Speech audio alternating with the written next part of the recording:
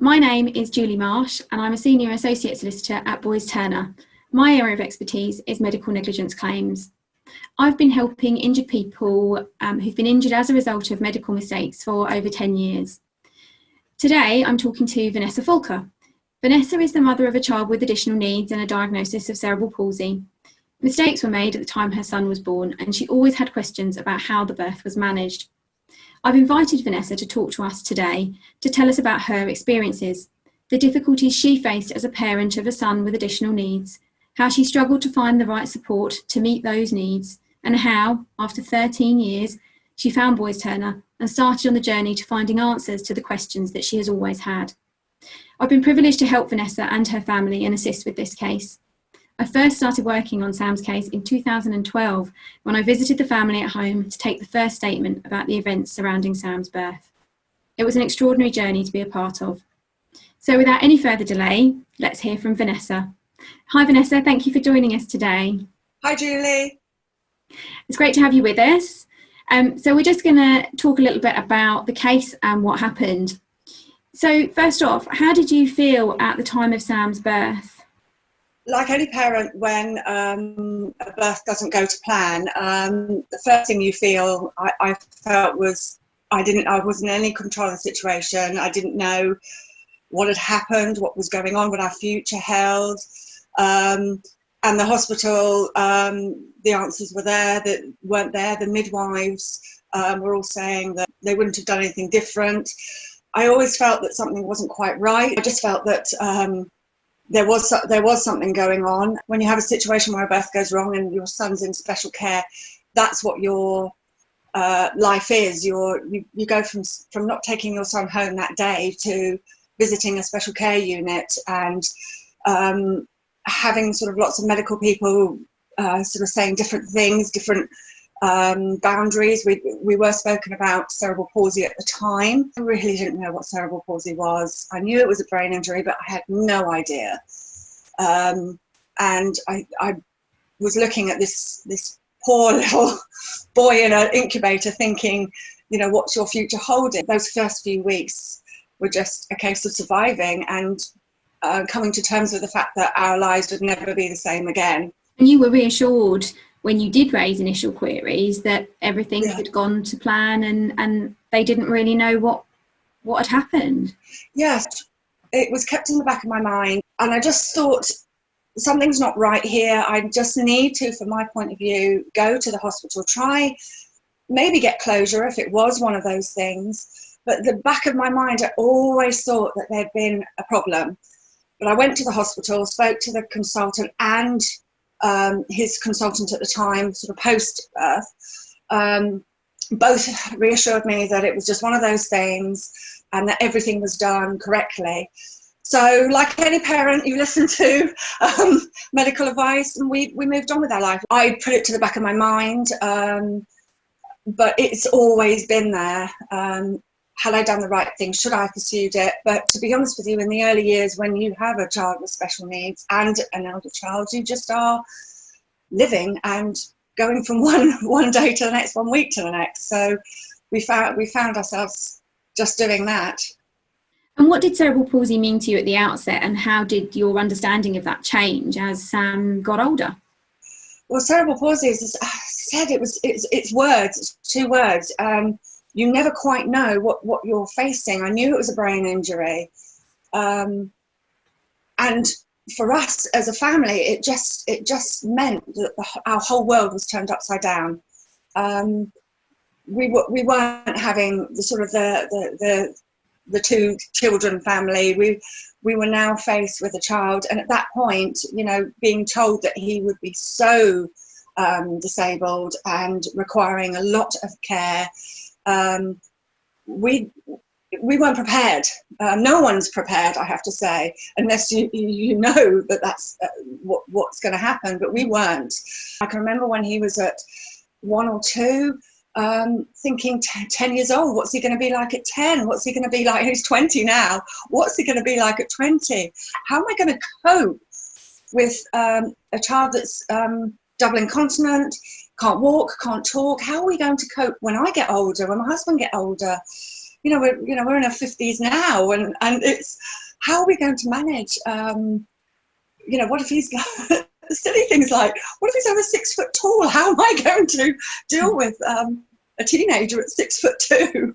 The one thing you do realise is that don't look, looking to the year 10, you can't. You just have to live your life at that point and then deal with what he brings to the table. He sort of gives you in terms of that, and sort of that's what we were doing with it. And did you have a social worker in those very early days when Sam came home? We, on the initial years, we did have help, but we sort of felt it was more a tick box. They'd come in, check on us and go, and then they'd come in, check on us and go. So it was more from our point of view, it was just a check-in really, which may sound unfair, and it's not meant to sound unfair, but probably from our point of view, it's a scary thing to have a social worker. What other support was available to you as a family and as parents of a child with additional needs? Support-wise, I have to say that without my husband's parents, my mother-in-law especially, who took on looking after Sam, they were our support, plus the wider family, my sisters, my parents. The support from the hospital, actually, because the diagnosis was there, we had that support from day one, which for a lot of parents, if the birth had been not as dramatic, let's say, they might only see the milestones when their child doesn't reach them. It was obvious from day one that we had to have that help with the milestones for Sam. So we had a lot of help from day one from therapists, hydrotherapy, speech and language therapy. We did have access to that. Things that came later on were access to places like Challengers, disability Challengers, which fundamentally was, for us at that point when Sam was about 3-ish, we got respite for a few hours once or twice a month, and that respite was absolutely key at that time. And how did you find out about support and respite and disability Challengers? It was a case that we did sort of find out word of mouth, and Challengers was the first thing that we accessed, and that came much a part of Sam's life right up until about his age of 18. I want to sort of say how amazing that was as a parent to have that resource. As soon as something like childminder or a respite childminder was brought in, straight away feeling that I had failed as a parent, that I needed that help. And that was a massive barrier for me, because I just didn't want anyone to know that perhaps I wasn't doing as well as I should be doing. One of the things that we've talked about in the past is feelings of isolation, yes. Especially at the school gates, and that kind of bond that often forms with other parents. Yes. You didn't necessarily have that at all, did you, with Sam? No, not at all. I mean, Sam did access a school in Basingstoke, and originally a nursery placement in Chertsey. And at the time we were living some 20 miles away from both. Access into the school, because Russ and I both worked full time, we had to, we weren't there to take him to school or pick him up. So we were given transportation. So when he went to school in Basingstoke, we just never saw anybody. The only time we saw people were open days or school meetings. So I never really got, and when he sort of sat down in that environment with other parents, sort of never really spoke about what disabilities anyone else's child had. It wasn't really something you would do, especially at sort of Christmas performances and summer sort of sports days and stuff like that. You never really spoke about your own challenges. You were just there as your child's parent, and we were alone. I had nobody around me that I could relate to, and I think as family or friends, and I think that was quite tough. Moving on to education, formal education. Yes. What challenges did that bring for Sam and for you as a family? Well, his primary years were fantastic. He was in a school in Basingstoke that was for the physically disabled, and all the things that went with that in terms of how they dealt with him. And he was, you know, they were geared up to deal with children in wheelchairs and all sort of the standing frames and everything like that. Going on to secondary school, we wanted to use a platform as the primary school to have a school the same, but for his elder years. And unfortunately, we didn't get the chance to go to the school we wanted to, which was Fortesbury School in Camberley. And we were offered Kennel Lane, and I had viewed Kennel Lane, and it was a school for children mainly with autism, behavioural needs. And I didn't feel it was geared up for Samuel from the physical point of view. And no disrespect to the school, they do a fantastic job for autism, but it was not for Sam. The first few years were very tough. New class and the same thing happening again. No one quite understood him. He's very complex, he's non-verbal. Behaviours would come out with triggers. He couldn't cope with loud noises. The school had children who would make loud noises. And we really, really struggled the first few years in getting anywhere with sort of how he could be educated. In the 7 years he was there, I did one half term of after school. Everything required him to be able-bodied or non-complex needs or non-one-to-one. I don't think the school were ever geared up to deal with one-to-one or two-to-one cases. I don't think the council actually listened to us as a family. And when you are constantly being told it's a lengthy battle and you might not win, we weren't strong enough to deal with it. 16, things did improve for Sam, didn't they? Yeah, as soon as he got up to the sort of the post-16 stage, he had a teacher that, or two teachers, I would say, that completely tapped into him, and the most amazing teaching assistants that really got him. The first 2 years were amazing up in the higher end of the further education side. He had a brilliant time, and he was given a few freedoms. He was taken out on a boat, little things.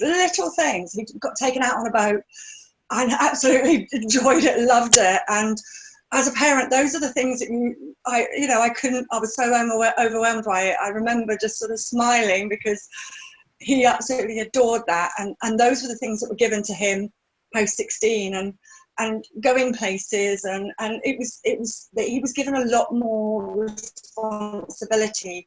And he excelled, and as I say, the teaching assistants he just adored, and those final years were amazing. From a respite point of view, you've told me that a social worker recommended Larchwood to you. Yes. How did you feel about Sam attending respite, and what concerns did you have about it? The social worker came to us quite early on, sort of late, sort of like when I was 8, 9 years old, and said about this respite centre. But getting into the teens, I sort of realised that no, we needed the help. So we approached the social worker at the time and just sort of said, look, when I wasn't coping with Sam at that point, getting into the teens, he was developing. Which I struggled with. So being able to access Larchwood actually was amazing. And I do honestly believe that did help me and somewhat saved me from going down a route. So let's talk about how we met and how you came to Boys Turner. So how did you come to seek assistance from a solicitor? Right, well, it was at the end of Sam's primary years. There was a mum there, and we got talking. She invited me over because she had just recently won a court case against the birth of her daughter. And when I went over to see the house that she had built for her daughter, that was one of the first times I'd ever really spoken to another parent about Sam's birth and Sam and what happened, and she spoke about her daughter. And when she was telling me, I came over all goosebumpy because I almost felt like I was talking to a mirror, and sounded all too familiar. And I remember driving home thinking, no, I've got to do this now, because I still don't believe there wasn't an issue. So I got home and I did discuss it with my husband, who at the time just said, well, I can't look to the past, I need to look to the future with him. If you want to do this, do it, speak to somebody, and let's see how we get on.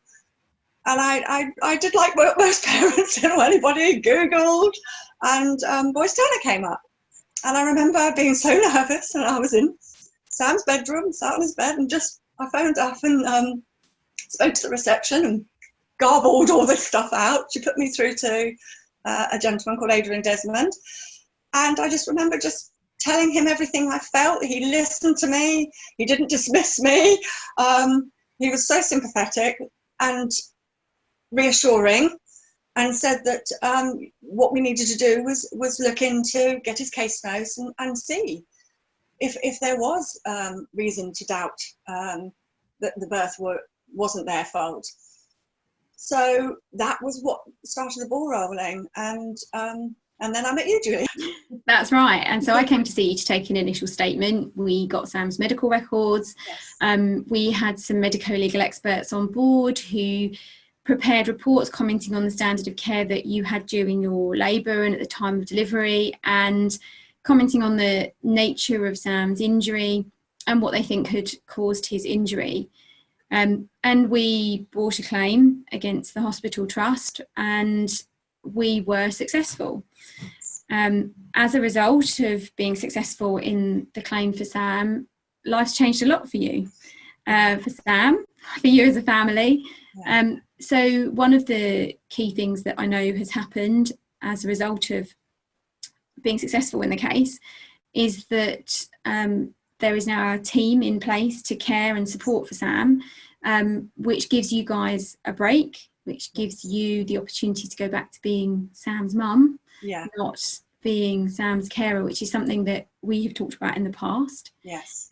So what's it been like having that extra care and support in place? It's been absolutely phenomenal. From the point where we found out that the hospital admitted liability, we, through Boys Turner, got a case manager involved. She has been phenomenal in giving us the guidance that we needed, and that gave us the opportunity straight away to look to get some additional support that could be privately funded, and that gave us the opportunity to have those weekends back and become a mum again, because I did feel mostly I was a carer, and Sam, for the best part, I punished myself over thinking, did he ever really have a mum as well? And I think sort of he's such a beautiful young man, that just having that sense that we have our son back, we're not changing his pad or feeding him. We are having fun with him. We are beginning to have, sort of that time where we should have had from day one. And the support team that we've now got on full time is just brilliant. They are people that we have managed to source from the school, from his respite centres and from his morning care, and they adore him, he adores them, and we have absolutely got the most beautiful team in place. And we are so lucky in that respect that we have that, and it's made our lives dramatically different in terms of being able to be a couple again, and not just sort of parents of a special needs. And as I think Sam is the happiest he's ever been, albeit a few little issues along the way, but he's the happiest he's ever been, because I think he's now feeling he has the best of both worlds. He has a lovely support team and parents that are parents. And you've also recently moved into accommodation that was purchased for Sam, and which gives him back his independence and some degree of separation from you and the family. So how's that going? Oh, COVID-19, hilarious. Sam, we moved in just before the lockdown happened, although I think the day after the lockdown happened. And again, the team have been phenomenal in that, and not just the team, everybody.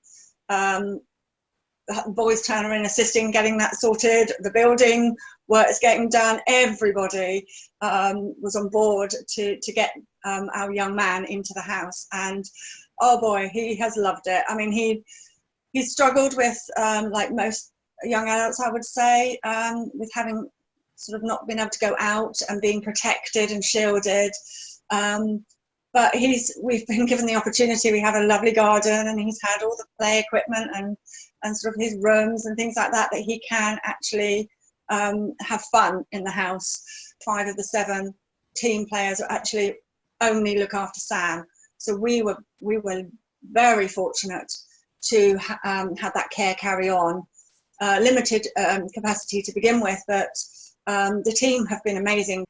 It really has been an absolute privilege to go on the journey of this case with you, but also so brilliant to see the outcome for Sam, to know that his future is protected. The aim of litigation is supposed to be to put the injured person back in a position as if the negligent treatment had never happened. The reality is that the best we hope to achieve is individual financial security for the future, and to remove as far as possible the restrictions imposed by the disability to give a real tangible quality of life. Contacted every day by clients who have concerns about the medical treatment that they've received, and more specifically clients like yourself who are worried that mistakes happened at the time of the birth of their child. If you had a message for them, what would it be? My message would be, it's the toughest thing to do, to pick up a phone and discuss your life and to go through that process. But please do. Boys Turner from day one was so supportive. We were handled with dignity, with care. Communication was exceptional. We felt our hand was held the whole process. We knew what was going on from day one and what it would mean and what potentially we were facing, which could have been a court process in terms of sort of having going to trial. For us, the hospital did admit negligence and liability prior to that. And through the whole process of just being treated so well, and then afterwards, sort of the case manager coming on board, the deputyship. Now, when you've won liability, that's just the beginning. The work of the negligence team was phenomenal and fantastic, and that's why you think, okay, everything's fine. You then don't realise what is coming. The next, well, the life of your child is now protected. It's safe. He is, for us, he has now got the life that we wanted him to have, that he can have. And so now we have a team on board that are protecting him, and financially, and our care team on board. So if you are feeling a little bit anxious about doing it, just pick up the phone and make that initial contact. For us, it was life-changing, and for Samuel and for his brother and for the family, it's been absolutely life-changing and absolutely well worth doing. So please do.